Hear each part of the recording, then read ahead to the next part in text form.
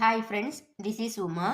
இன்னைக்கு நம்ம சேனலில் நம்ம முருகப்பெருமானுடைய தகவல்களாக டிஸ்கஸ் பண்ண போகிற டாபிக் என்னன்னு பார்த்தீங்க அப்படின்னா, முருகரை நாம் எந்தெந்த தருணங்களில் பெருமைப்படுத்தி பார்க்க முடியும் அப்படிங்கிறது தான் என்னோட டாபிக்கு.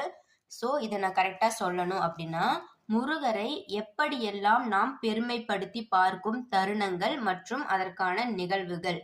ஓகேங்களா, இதுதான் என்னோட டாபிக். ஸோ லேட் பண்ண வேண்டாம், வாங்க நம்ம டைரெக்டாக டாபிக் குள்ளே டிஸ்கஸ் பண்ண போயிடலாம் ஃப்ரெண்ட்ஸ். இதில் நான் ஃபஸ்ட்டு சிம்பிளாக 6 பாயிண்ட்ஸில் முருகப்பெருமானை நம்ம எப்படிலாம் பெருமைப்படுத்தணும் பார்க்கலாம் அப்படிங்கக்கூடிய தருணங்கள், நிகழ்வுகள் அது ஒரு 6 பாயிண்ட்டில் நான் கலெக்ட் பண்ணிட்டு கொண்டு வந்திருக்கேன்.